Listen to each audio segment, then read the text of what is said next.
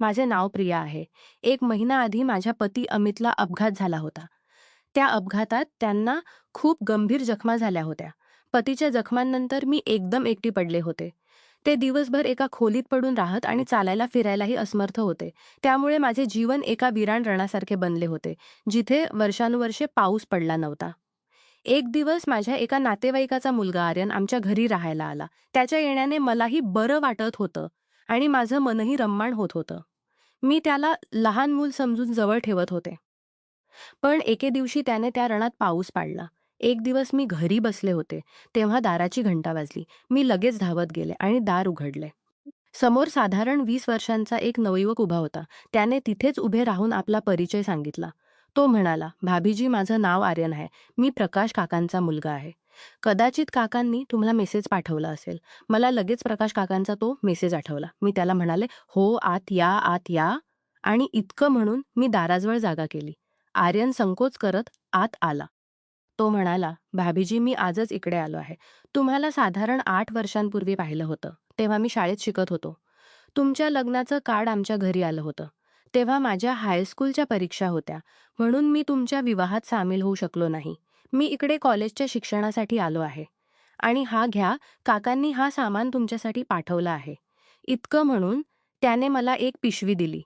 पिशवीतून बागेतील ताज्या फळांची भाजीपाला आणि अचारांची खूप छान सुवास येत होता. मी खूप आनंदाने आभार मानून पिशवी घेतली आणि त्याला चहा नाश्ता वगैरे दिला. याच वेळी मी त्याला ठामपणे सांगितलं, "तुम्ही इकडेच राहा. मी तुमच्या काकांना सांगितलं आहे की तुम्हाला सगळं तयार मिळेल. तुम्ही फक्त आपल्या अभ्यासावर लक्ष द्या." आर्यन हे ऐकून लगेच मान्य करून बसला. जणू हीच गोष्ट ऐकण्यासाठी तो आतुर होता. तो उठला आणि लगेच बाहेर ठेवलेला आपला सगळा सामान आत घेऊन आला. तो दिवसभर आपल्या खोलीची व्यवस्था करत राहिला. थोड्या वेळातच त्याला इकडे आपलंसं वाटू लागलं. पण त्याचं हृदय इकडे इतक्या लवकर रमेल, असं मला वाटलंही नव्हतं. दुसऱ्या दिवशी मी आर्यनची माझ्या पती अमितशी ओळख करून दिली. आर्यनला हे ऐकून आश्चर्य वाटलं की काल दुपारपासून रात्रभर त्यांचा काही आवाजही आला नव्हता. या घरात भाभीशिवाय दुसरा माणूसही राहतो, हे मला कळलंही नव्हतं. मी आर्यनच्या विचारात सावधानी बाळगत म्हणाले की खरं तर गोष्ट अशी आहे की त्यांना एक गंभीर अपघात झाला होता आणि तेव्हापासून ते बेडवरच पडून आहेत. ते दिवसभर तर झोपतात आणि रात्रभर जागत राहतात. पण काल कदाचित जास्त औषधांमुळे ते दिवसभर आणि रात्रभर झोपूनच राहिले. दिवस काही असेच गेली. आर्यनच्या येण्याने मी खूप खुश होते. 2 लोकांच्या सुनसान घरात थोडी रौनक आली होती. आर्यन स्वभावाचा खूप चांगला होता आणि माझी खूप काळजी घेऊ लागला होता. एके दिवशी मी स्वयंपाकघरात काम करत होते आणि गाणी गुणगुणत होते. तेव्हा आर्यन स्वयंपाकात येऊन माझा हात धरला. मी हसत म्हणाले, "आर्यन, तुम्ही अजून लहान मूल आहात. तुमचं काम आहे शिकणं आणि फक्त शिकणं. तुम्ही हे सगळं काम करू नका." यावर तो म्हणाला, "हो भाभी, शिकणं तर माझं काम नक्की आहे. पण मी इतका लहानही नाही. मी पूर्ण 20 वर्षांचा आहे."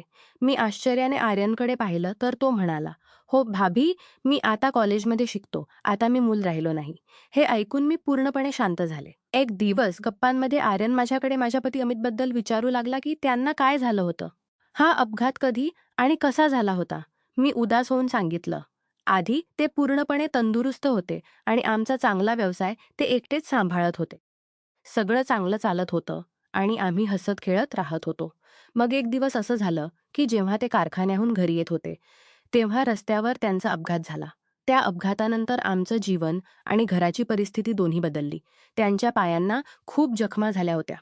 सगळा इलाज करून घेतला आहे. चालू शकत नाहीत. सध्या तर 2 पावलं चालायला त्यांना पूर्ण 10 मिनिटं लागतात. म्हणून ते कधीतरी आपल्या खोलीतच राहतात. आठवड्यात 3 दिवस फिजिओथेरपिस्ट येतो आणि बाकी वेळ ते चित्रपट बघतात आणि पुस्तकं वाचतात. डॉक्टरांनी सांगितलं आहे की वेळ लागेल, पण ते हळूहळू ठीक होतील आणि आरामात चालू लागतील. आर्यन हे ऐकून त्यांच्याकडे पाहत राहिला. त्याला माहिती होतं की आमच्या लग्नाला अवघी 5 वर्ष झाली असतील. तो म्हणाला, "भाभीजी, तुमच्या लग्नाला साधारण 5 वर्ष झाली आहेत ना?" मी म्हणाले, "हो, 5 वर्ष झाली आहेत." तो म्हणाला, "मलाही आठवतं भाभी. त्यावेळी माझ्या परीक्षा चालत होत्या आणि म्हणून मी तुम्हाला भेटूही शकलो नाही. मी कदाचित शाळेत शिकत असताना मी एकदा तुम्हाला पाहिलं होतं. तुम्ही काकांकडे काही पुस्तकं घेऊन आलात होतात." मी म्हणाले, "हो, हो." तेव्हा तुमचे काका माझे गणिताचे शिक्षक होते आणि मी त्यांना पुस्तकं परत करण्यासाठी आले होते. कारण यानंतर मी दुसऱ्या शाळेत जाऊ लागले होते. दिवस जात होते आणि आर्यनला आमच्याकडे राहत 4 महिने झाले होते. आर्यन तरुणपणीच्या चुकीच्या वाटेवर चालत होता. पण त्याने हे स्पष्टपणे समजून घेतलं होतं की आम्ही दोघे पती-पत्नीच्या शांत जीवनात फिजिओथेरपिस्टशिवाय दुसरा कोणीही नव्हता, जो थोडाफार संगीताची सूर आणि ताल निर्माण करत होता. आर्यन माझ्याशी जवळीक वाढवण्यासाठी सतत प्रयत्न करत होता आणि मलाही इतक्या दिवसात काही सुख मिळालं नव्हतं. म्हणून मीही त्याच्याकडे खेचली जात होते. आम्ही दोघे कामातून मोकळे झाल्यावर खूप वेळ एकमेकांसोबत घालवत होतो. एकत्र बसून खात होतो आणि हळूहळू जवळही येत होतो. मी आता त्याच्याशी प्रेम करू लागले होते आणि मला माहिती होतं की तोही माझ्याशी प्रेम करू लागला आहे. कारण आता आमच्यातला संबंध सीमा ओलांडत चालला होता. दिवस जात होते आणि आमच्यातली अंतरं कमी होत चालली होती. आता मला आर्यनचा स्पर्श चांगला वाटू लागला होता. तो मस्ती-मस्तीत मला इकडे-तिकडे स्पर्श करत होता. तो कदाचित हे तपासत होता की भाभी कशी रिॲक्ट करेल. कधी-कधी पतीबद्दल विचार करून मी खूप उदास होत असे आणि माझ्या डोळ्यांत पाणी येत असे. त्यात आर्यनच मला सांभाळत असे आणि मला मिठी मारत असे. आम्ही दोघे आता एकत्रच झोपायला लागलो होतो आणि एकमेकांत हरवून गेलो होतो. एक दिवस आर्यन आज पूर्णपणे फुरस्तीत होता. म्हणून तो गाणं गुणगुणत स्वयंपाकघरात आला आणि लगेच माझ्या दोन्ही डोळ्यांना बंद करून माझ्या कानात आपलं तोंड लावून म्हणाला, "भाभी, आज मी तुमचं चांगलं काम करून टाकतो. तुम्ही इकडे या आणि आरामात बसा." तो हळूवारपणे माझ्या मऊ धुतलेल्या, ओल्या आणि सुवासिक केसांना जवळजवळ सुंघत होता आणि मला खुर्चीवर बसवत होता. मीही आता मस्तीत आले होते. मी खुर्चीवरून उठले आणि त्याला खुर्चीवर बसून स्वतः त्याच्या मांडीवर येऊन बसले. आम्ही दोघे काही क्षण असेच राहिलो. ना हललो, ना डोललो आणि ना काही बोललो. बस शांतपणे एकमेकांना अनुभवत राहिलो. अजून 2 मिनिटंही गेली नसतील की कुठून तरी एखाद्याच्या खोकल्याचा आवाज आला आणि आम्ही दोघे चमकून गेलो. घाबरून मी आर्यनला ताबडतोब स्वतःपासून वेगळं केलं. जरी आर्यनची इच्छा नव्हती की तो माझ्यापासून वेगळा हवा, पण तरीही काहीतरी विचार करून तो माझ्यापासून वेगळा झाला आणि हसत हसत स्वयंपाकघरातून बाहेर चालता झाला. तो बाहेर जाऊन बसला आणि आमच्यातल्या त्या क्षणांना आठवत हसू लागला. मी हे सगळं पाहिलं होतं. मी त्याच्याजवळ जाऊन बसून त्याच्या गालावर एक हलकीशी थाप्पड मारली आणि दुसऱ्या गालावर गोडसं चुंबन घेऊन उठले. त्यावर आर्यन म्हणाला, "भाभी, दुसऱ्या गालावर इतकी अन्याय का?"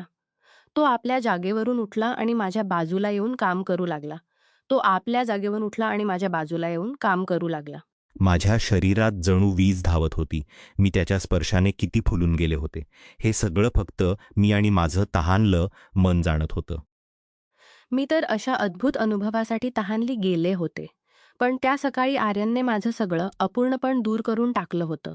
अनेक महिन्यांनंतर आज रणात पाऊस पडला होता आणि जोरदार पडला होता. आम्ही दोघे मुरझालेल्यानंतर बेडवरच पडलो होतो. तेव्हा खोकल्याचा आवाज पुन्हा येऊ लागला. मी एक कप चहा घेऊन आर्यनकडे प्रेमाने पाहत त्या खोलीतून बाहेर पडले आणि पतीच्या खोलीपर्यंत पोहोचले. आर्यनही कपडे घालून बाहेर आला आणि आपला नाश्ता बनवू लागला. मी तिथेच आपल्या पतीजवळ बसले आणि त्यांच्या तब्येतीबद्दल विचारू लागले. जेव्हा मी खूप वेळानंतरही पतीच्या खोलीतून बाहेर आले नाही, तेव्हा आर्यन पुन्हा अस्वस्थ होऊ लागला. त्याने जाणून-बुजून स्वयंपाकघरात भांडी खाली पाडायला सुरुवात केली. पण मी त्याच्या या इशाऱ्याकडे लक्ष देऊनही त्याच्याजवळ गेले नाही. मी आपल्या पतीच्या दोन्ही हातांच्या तळव्यांना हळूहळू घासत होते. पण मला असं वाटत होतं की मी आर्यनच्या हातांच्या तळव्यांना घासत आहे. मी आर्यनसोबत घालवलेल्या क्षणात हरवले गेले होते आणि स्वतःशी बोलत होते की प्रेम आमच्या जीवनात नेमकं असंच यायला हवं. एखाद्या उमलत्या झऱ्यासारखी माझ्या आत गुदगुली पसरत होती.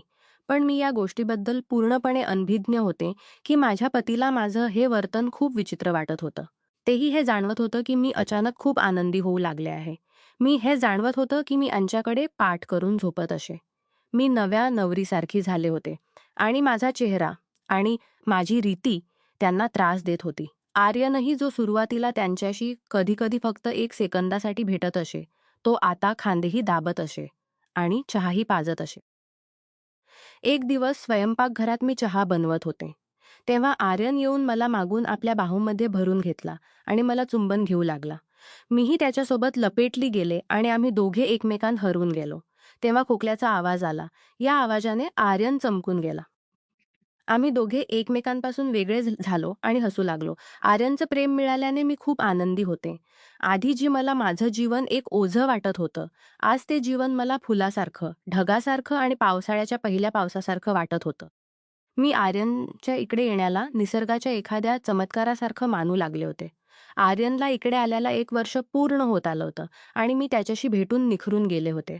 आता आमचं संपूर्ण जीवन मस्तीने भरलेलं होतं. पण ही आनंद लांब टिकू शकला नाही.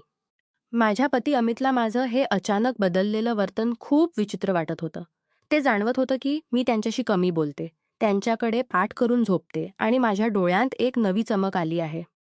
एके दिवशी त्यांनी मला आपल्याजवळ बोलावून हळुवारपणे सांगितलं, "प्रिया, गेल्या काही महिन्यांपासून तू खूप बदलली आहेस. तुझ्या डोळ्यात आनंद आहे, पण तू माझ्याशी अशा रीतीने वागतेस, जणू मी तुझ्यासाठी ओझं बनलो आहे." माझे हे शब्द ऐकून माझ्या मनात भारी दोषीपणाची भावना जागृत झाली. मी समजून गेले की नजरेत अदृश्य होत असलेली वेदना आणि एकटेपणा आहे.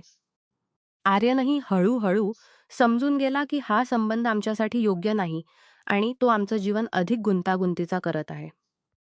त्याने आपली कॉलेजची शिक्षण पूर्ण करून परत जायचं ठरवलं. जेव्हा तो जायला तयार झाला, तेव्हा मी त्याला सांगितलं, "आर्यन, तू जे इकडे आलास ते निसर्गाचं एक चमत्कारासारखं वाटलं होतं. पण आता तुला परत जायला हवं. आमच्यात जे झालं ते माझ्या एकटेपणामुळे आणि तुझ्या तरुणपणामुळे झालेली एक चूक होती. मी आता माझ्या पतीच्या सोबत राहून त्यांची सेवा करेन आणि लग्नाच्या वेळी मी दिलेलं वचन निभावेन." आर्यन शांतपणे माझी गोष्ट ऐकून चालता झाला. आजही जेव्हा मी पतीची सेवा करते, तेव्हा माझ्या मनात एक शांती आहे की मी किमान आता तरी खरा मार्ग पकडला आहे. जीवनाच्या कठीण काळात क्षणिक सुखासाठी चुकीच्या संबंधात पडणं, हे शेवटी अधिक वेदना आणि दोषीपणाच देतं. खरी निष्ठा आणि धीरच जीवनाला खऱ्या अर्थाने जगायला देतात आणि हृदयाला शांती देतात.